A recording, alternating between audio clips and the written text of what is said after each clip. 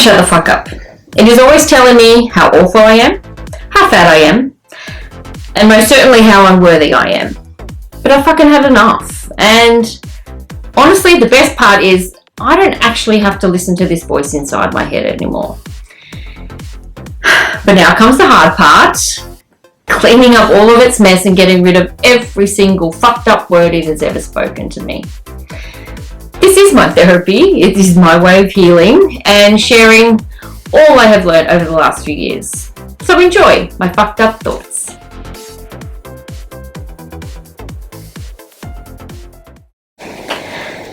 So back in August 2021, I was just going about my morning. I think I just finished either some strength training or maybe it was a HIIT workout. I'm not exactly sure.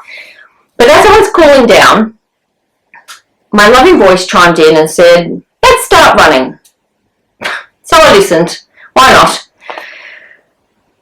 But because I didn't have a treadmill and my daughter was still a little too young for me to leave her at home by herself because my husband leaves for work early, I just designed my own track just around my house, running the length of the patio, just from one end to the other, from side to side, because it was concreted. So it was a great place to start running. I was slow. I felt awkward at first, but there was something about it that made sense to me. And knowing that it was good for me, that it was right for me, I wanted this to be a part of my life from now on, forever and ever. So the usual determination kicked in and I set about making a plan to run regularly. Fantasies filled my mind of becoming fast and fit. I imagined myself to be one of those, cute and bouncy runners that I admired from afar. I'd get beautifully skinny, I'd wear sexy running clothes and be smug with the wonderful feeling of it all. Unfortunately, my mind was not going to allow this to happen quite so easily. Not quite as easy as I really would have hoped it would. Back in high school, when the weight really started to pile on, hang on. In high school, this was when the weight really started to pile on. By the time I graduated year 12, I was massive, and I had slowly let go of everything I loved to do physically.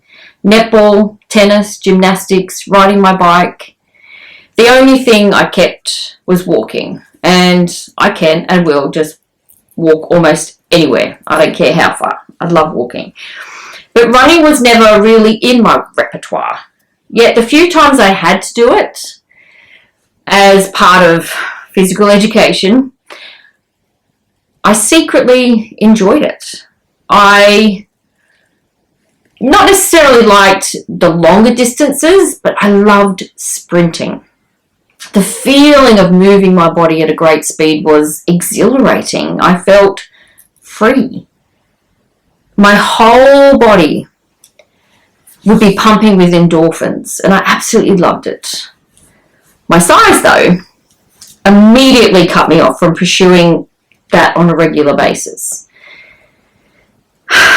And the next few years just went by in a haze of hatred and self-loathing. I became lazier and lazier, not wanting to move my large and depressingly heavy body. My body wanted to move so badly. And I did have a few failed attempts at working out and buying those silly machines from infomercials, and I'd use them a handful of times. Then they'd just get shoved in a cupboard and eventually thrown in the bin. I did workout classes with friends that eventually I put a stop to because I was just too fat to do them. I did workout videos at home with the latest workout star when those were all the rage in the 90s.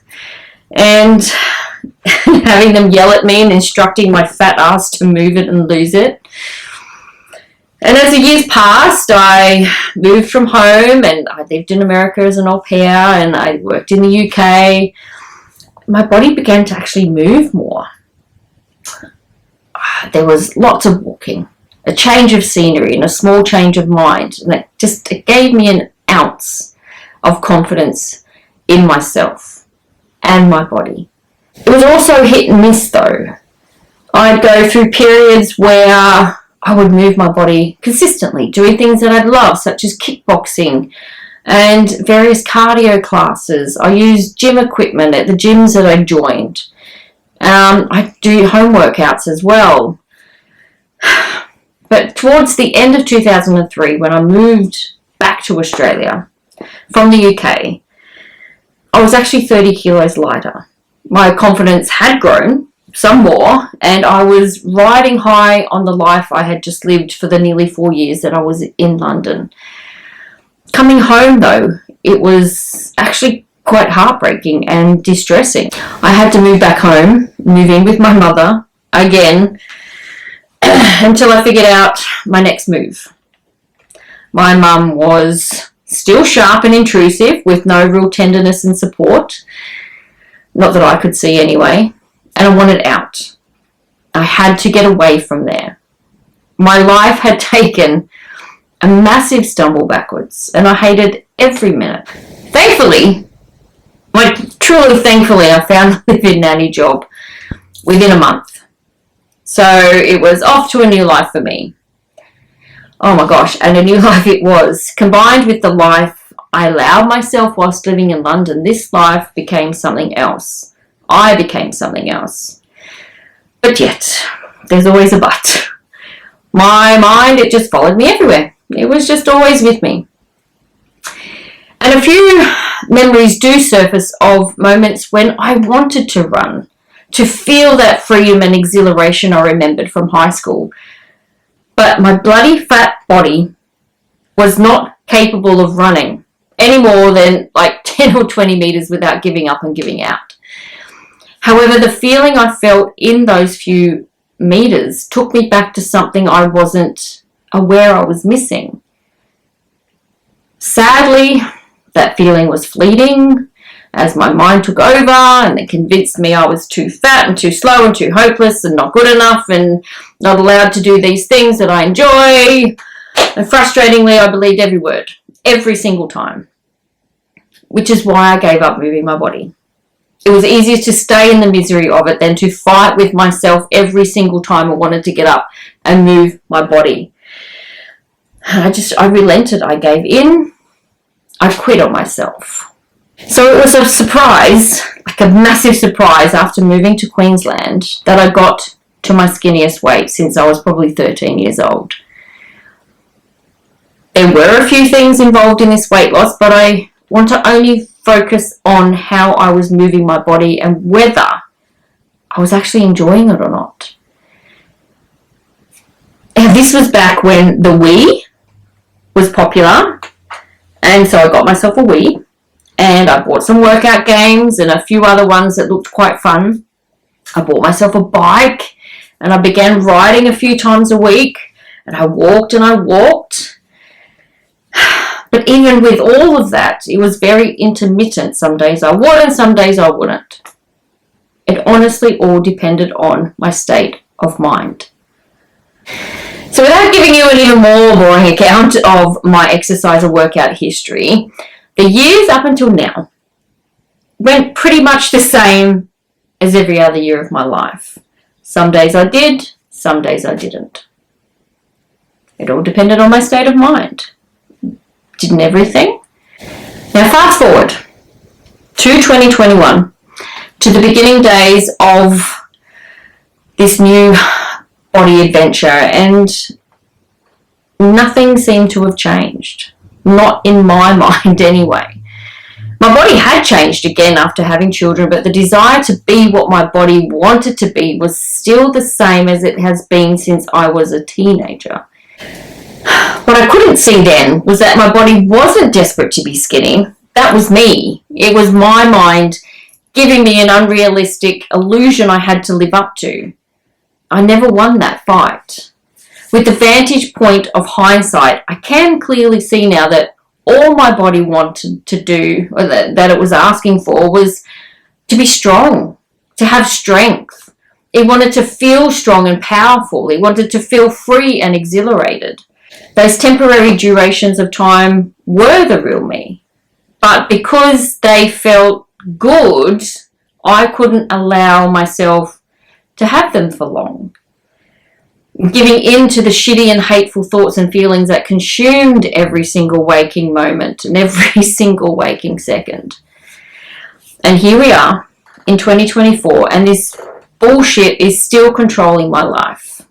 Yes, I have garnered control of so much these last few years, but this one seems to remain.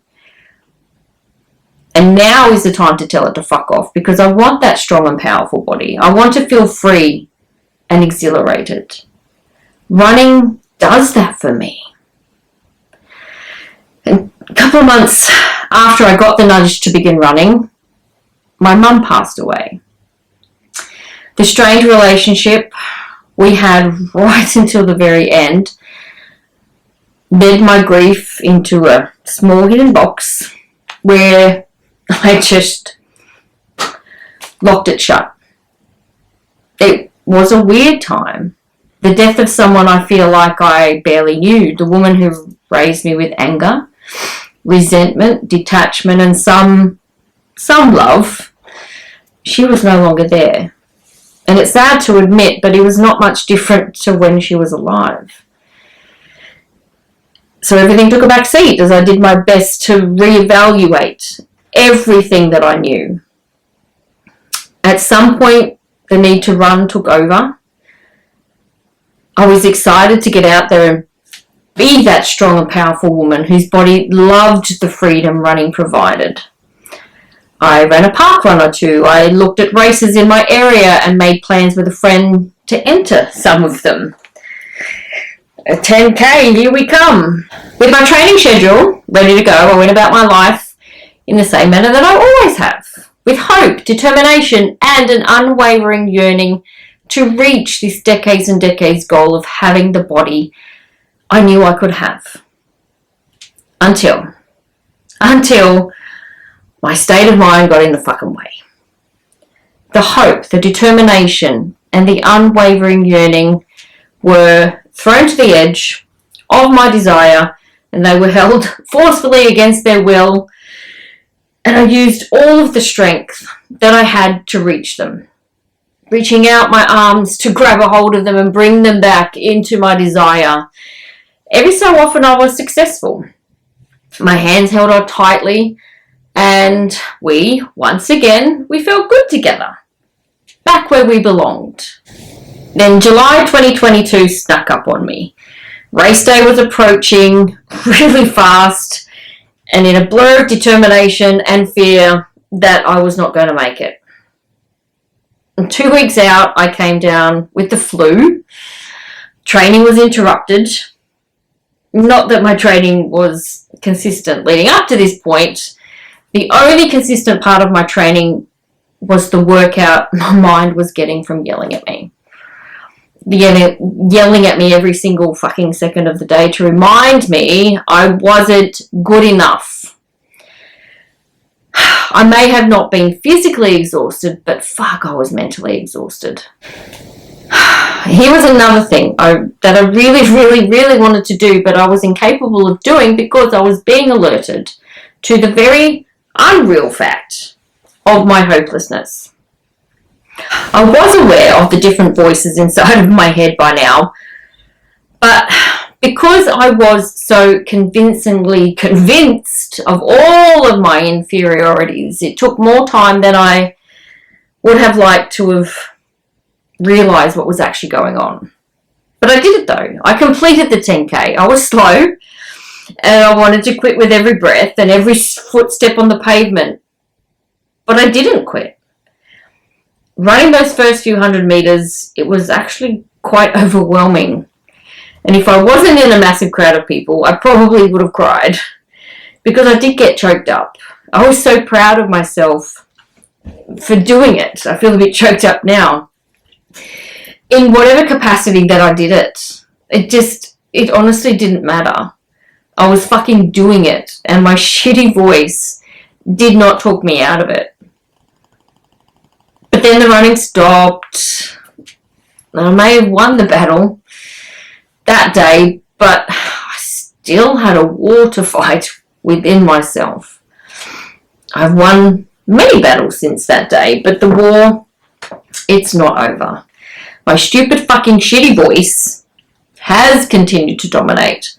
If there was something going on in my life that pushed me into my hole, then there was no way I could run. I'd once again remove myself from those things I loved doing and just stay in my miserable misery until I was strong enough to pull myself out of it. Gotta love my determination though, because I am still giving in to this idea of running. That same feeling I felt when I was 15 years old returns with every run that I finish, however long I may run for. I covet that feeling. I want it back. I want it to remain. Depression is not always an easy thing to get out of. Fear and anxiety, they were so much stronger. They can be so much stronger than the good feelings. I have battled these emotions for over 30 years. My strength does elude me some days. And on other days, I am as mighty as Hercules. Thankfully, I have ammunition tucked into my armor. And the saying goes, the pen is mightier than the sword. Or from the powerfully quavering voice of Cher, words are like weapons and they wound sometimes. Words have power. And the words zooming around inside my mind have always had the most power of all. Their strength is undeniable. Words can wound or they can heal. Words can destroy or they can repair. Words can distress or they can comfort. They can be gentle and kind or hurtful and harmful. And the emotional wounds associated with the mean and horrible words produce scars that take much longer to mend. The best thing that I can do for myself each and every time my shitty voice wants to ruin this thing that I love is to not listen. I don't have to listen to a word it says. I can actually insert kind words into my thoughts anytime I like. I don't need anyone's permission to be kind to myself. I don't need anyone's permission to give that to myself. I don't have to ask anyone else if it's okay for me to like myself. I don't have to ask anyone else's opinion on how I should like to feel. I give myself all of those permissions to be that for myself. If I want to run, then I'm going to fucking run. Whether I am slow as fuck or as fast as I possibly can be, I am going to keep doing this thing that I love. I am going to keep going and keep feeling that freedom and that exhilaration. Because no matter what, my body is capable. My body may not be that cute little bouncy body that I have lovingly adored since I was a teenager. That's okay. Because it is strong. It is powerful. It is deserving of all that I know it can be. It is my job to make that happen, no matter what. So, even as I wrote the column that is now this podcast, my running is still intermittent because one ridiculous thing after another keeps happening and interrupting. But I always hold on tightly to the hope and the determination and the unwavering yearning to feel so good about my body that I never think about how awful it is ever again. The hate and the self-loathing, yeah, they are gone. They are replaced with feelings I want to feel forever. I just keep working it out as I go along. I keep listening to myself and my body every day to know where we're at, where we would like to go and how to get there. Every day is different. Life, unfortunately, can interfere with plans and training schedules for a short while. It's when that short while turns into a long while that it becomes an issue. And if I am caught off guard and start believing my shitty voice again, then all I need to do is remind myself that these words are not true. So I go within to find the absolute truth of me and who I am underneath all of that fucking bullshit. That is what I listen to. My truth. My truth says that I love running. And running loves me. If I can conquer this mountain, then the war is won. A few battles may pop up from time to time, but my ammunition is powerful. So powerful that I am able to relax, feel free. I trust that I can and will live every day with a more loving and kind state of mind. Running, for me, helps bring all of that together. Running is a point I am making to myself. If I can keep going with this thing that I love and reach, that is desirable, and I so genuinely want, then I have proven to myself that I do have the strength and the power within me to conquer anything. This isn't about physical strength and power. It is about mental strength and power. The physical side of me has had this all along. It is the mental side that has let me down. Let us all down. That is the mountain I must conquer. The mental mountain. I can see the top. I am holding on for dear life. But if I keep the vision of the woman standing there waiting for me in my mental and emotional capacity, I will catch up to the physical. I feel her. I feel her pulling me, encouraging me. She has been waiting so long for the day to arrive when I meet up with her and finally merge as one. That day is close. I am so close. But the more my state of mind interferes with the run up the mountain, the longer this endeavour takes. But I keep going, held firmly by my hope, determination, and unwavering yearning. We hold each other strong as we move quickly, and then slowly, and then quickly again, battling only myself along the way. But I believe I can, so I do. And as always, when my shitty voice tells me I can't, I simply yell back to it, shut the fuck up.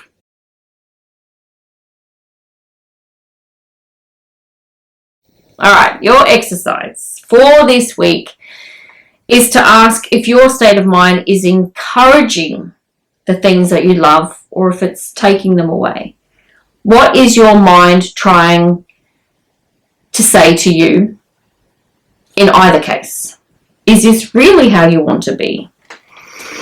Now ask yourself what you can do to change those wounding words into more powerful and loving words.